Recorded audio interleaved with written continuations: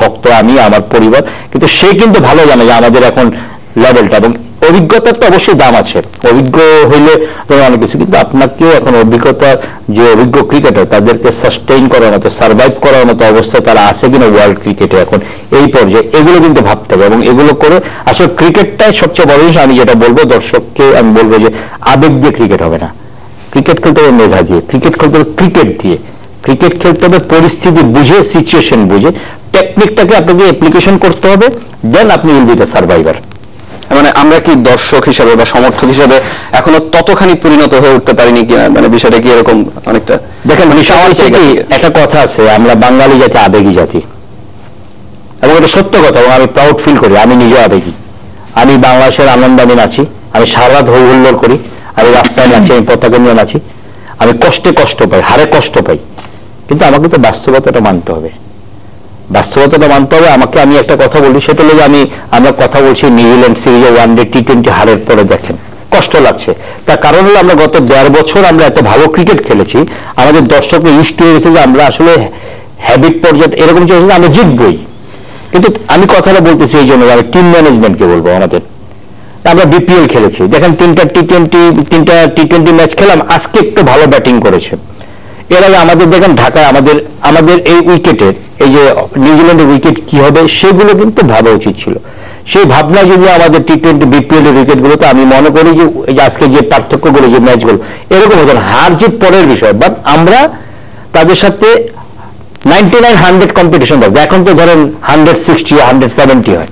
হ্যাঁ, আবেগ দিয়ে আসলে ক্রিকেটটা হবে না, ক্রিকেট খেলতে হবে, আমি আবারও বলি, প্ল্যান ওয়াইজ পরিকল্পনা করতে হবে, টেকনিক অ্যাপ্লিকেশন করবে, টেকনিকটাকে আপনি জানতে হবে, কোথায় কি করতে, এই জিনিসগুলো থাকতে হবে আপনাকে। আসলবার কাছে একটু যেতে চাই যে এবার জাতীয় লিগ এবং আসলে বেশ একটা লম্বা সময় পরে ফিরে এসে তফাৎটা কতটুকু দেখছেন, যে আসলে সেই সময়ের স্ট্যান্ডার্ডের সাথে এখনকার স্ট্যান্ডার্ডের কোনো তারতম্য কি চোখে পড়ছে কিনা? ওইভাবে হয় নাই, কারণ আমরা ঢাকা মেট্রো আসলে যে ম্যাচগুলো খেলেছি বিপিএল এর পরে সবগুলো উইকেট অসাধারণ উইকেট ছিল, বিশেষ করে বোলিং ফ্রেন্ডলি উইকেট ছিল, ডিফিকাল্ট ছিল ব্যাটসম্যানদের জন্য রান করাটা। তো আমার কাছে মনে হচ্ছে যে সেমই আছে, অতটা ডিফারেন্ট মনে হয়নি। মানে এখনকার ক্রিকেটারদের স্ট্যান্ডার্ড বা ব্যাটসম্যানদের স্ট্যান্ডার্ডের কথাই যদি বলি, সেই জায়গাটা যেটা আসিফ ভাই একটু আগে বলছিলেন যে আসলে সময়টা পাল্টেছে, এখন তো এই কম্পিটিশনের জায়গাটা। অ্যাকচুয়ালি দর্শক যে প্রশ্নটা করেছিল যে আসলে নাসির বা শাহরিয়ার নাফিস এক্সপিরিয়েন্সদের সুযোগ দেওয়াটা, আমার কাছে মনে হয় যে অবশ্যই এক্সপিরিয়েন্সটা যদি ভালো খেলে তাদের সুযোগ দিতে পারলে ভালো টিমের জন্য। এই ধরনের সিচুয়েশনে আসলে আজকে যে খেলাটা হয়েছে, আমার কাছে মনে হয় যে নিউজিল্যান্ডে যদি আপনার এক্সপিরিয়েন্স প্লেয়ার আরো বেশি থাকতো, লাইক শাহরিয়ার নাফিজের মতন ক্রিকেটার বা নাসিরের এক্সপিরিয়েন্স ছিল, যদিও একই ক্যাটাগরির প্লেয়ার বলেই সে সুযোগ পায় নাই। মুসাদ্দেক বল করতে পারে, ব্যাটিং করতে পারে, মাহমুদুল্লাহ, এই কারণে হয়তো বা নাসিরকে সুযোগ দেওয়া হয় নাই। তো কিন্তু আমার কাছে মনে হয় যে অবশ্যই এক্সপিরিয়েন্স খুব ইম্পর্টেন্ট আর কি ইন্টারন্যাশনাল লেভেলে। আর যেহেতু আমাদের মাত্র 16 বছর টেস্ট ক্রিকেট খেলছি আমরা, আমাদের যারা এক্সপিরিয়েন্স আছে তারা যদি পারফর্ম করে, লাইক মাশরাফি, ও যতদিন নিজের থেকে না বলবে, অবশ্যই আমি মনে করি সে বাংলাদেশ টিমের ক্যাপ্টেন্সি করে এবং খেলা উচিত ওয়ানডে এবং টি-20, কারণ তার যে এক্সপিরিয়েন্সটা দেখেন, সে 7টা অপারেশনের পরেও কিন্তু সে এখনো যে বল যদি দেন, সে কিন্তু ঠিক লাইন লেন্থই বল করছে, যদি পেসটা কমেছে কিন্তু লাইন লেন্থ কিন্তু সেম আছে। কিন্তু একটা ইয়াং ক্রিকেটার আপনার তাসকিন বলেন, রুবেল, ওরা কিন্তু ভালো করছে, কিন্তু ওরা কিন্তু রান দিচ্ছে, কিন্তু প্রচুর রান দিচ্ছে। ওদিক দিয়ে আমি মনে করি যে এক্সপিরিয়েন্সের তো অবশ্যই একটা খুবই গুরুত্ব। যেহেতু শাহরিয়ার নাফিস লাস্ট 2-3টা সিজন অনেক রান করছে, আপনার ফার্স্ট ক্লাসে বলেন, ঢাকা প্রিমিয়ার লিগে, অবশ্যই সে আশা করতে পারে এবং আমাদের উচিত তাকে দেওয়া, কারণ যদি সে আবার সার্ভাইভ করতে পারে, কারণ তার বয়সটা আপনি দেখেন, তার বয়স কিন্তু 29 বা 30। তো ইন্টারন্যাশনাল ক্রিকেট একটা ব্যাটসম্যানের কিন্তু এটাই পরিপক্কতার সময়, পারফরমেন্সটাই কিন্তু বেড়ে আসে 30 থেকে 36। আপনি দেখেন পর্যন্ত মিসবাউল হককে দেখেন, সে 42-তে ক্যাপ্টেন্সি করতেছে এবং পারফরমেন্স করতেছে রেগুলার। তো আমাদের এই জায়গা থেকে অবশ্যই বেড়ে আসতে হবে যে না জাস্ট ইয়াং, কিন্তু সিনিয়রদের একটা ইম্পর্টেন্ট যে জিনিসটা আমার কাছে সবসময় আমি মনে করি, যারা আমরা সিনিয়র আছি তাদের অবশ্যই ফিটনেস লেভেলটা ভালো করতে হবে এবং পারফরমেন্স করতে হবে একটা ইয়াং এর থেকে বেশি। একটা ইয়াং ক্রিকেটার যদি 500 করে, অবশ্যই আমি যদি 500 করি তাহলে আমাকে নিবে না, আমাকে 700 রান করতে হবে। তো একটা আমার কাছে, আমি অলওয়েজ এইটা মনে করি। তো আমি যখনই আবার বাংলাদেশ টিমে খেলতে যাবো, অবশ্যই আমি সেম হলে হবে না, আমাকে তার থেকে বেটার পারফর্ম করতে হবে। আসলে ভাই আরেকটা বিষয় আসি, আজকে ম্যাচে একটু ফিরি, সেটা হচ্ছে যে আজকে কোরি অ্যান্ডারসনের ব্যাটিংটা দেখে আসলে কি মনে হলো? মানে যদি টি-20 আদর্শ সুলভ কোনো ব্যাটিং এর কথা বলা হয়, এখান থেকে অনেক কিছু শিক্ষণীয় আছে, আপনি কি বলবেন? এক্সট্রা একটা পাওয়ার, আমাদের টিমের এই পাওয়ারটা নাই তাদের টিমের মধ্যে।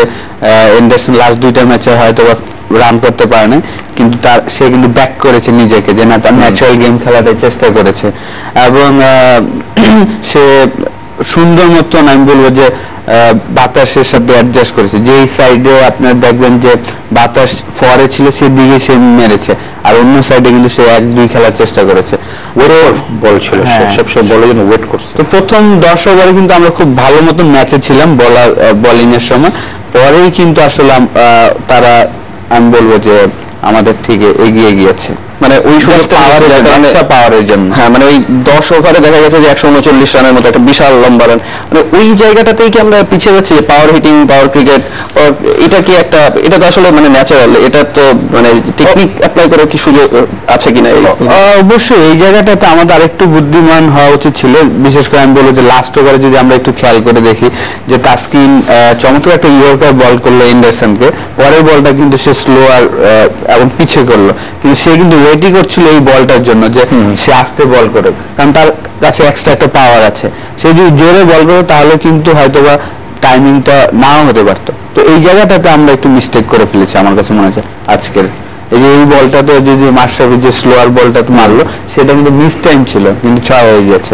একটু ছোট্ট কথায় আসিফ ভাই শুনতে চাই যে টেস্টের জন্য, একদম অল্প কথায়, যে টেস্টের জন্য আশাটা কি রাখছেন বা কি ভাবছেন যে এখান থেকে ব্যাক করা সম্ভব কিনা? খুব মজার বিষয় কি জানেন, যে প্রথম আমরা যখন দেশ ছাড়ি তখন কিন্তু আমরা মানে 3টা পার্ট, আমরা 3 ফরম্যাটে খেলেছি। আমরা 3 ফরম্যাটে কিন্তু 3 রকম সম্ভাবনা নিয়ে গিয়েছিলাম। প্রথম হলো যে আমরা ধরে নিয়েছিলাম যে আমরা ওয়ানডেতে কিছু একটা করবো, টি-20তে কিছু একটা হইতে পারে, যেহেতু আমরা প্রিপেয়ার হয়েছি, বাট টেস্টে আমরা কিছু করতে পারবো না, এই সম্ভাবনা ছিল। এখন বিষয় হচ্ছে দেখেন আজকে ভালো ক্রিকেট খেলছে, ব্যাটিংটা একটু ভালো ছিল, বোলিংটা আসলে মিস প্ল্যান অনেক জায়গাতে ছিল এবং সবকিছু মিলে। তো আমার কাছে মনে হয় ধরেন এখন টেস্টে এই কিছুটা অ্যাডভান্টেজ থাকবে ব্যাটসম্যানদের, কারণ উইকেট 6টা ম্যাচ খেলে ফেলেছে, ওয়ার্ল্ড ওয়ার কন্ডিশন এগুলো বুঝে ফেলেছে।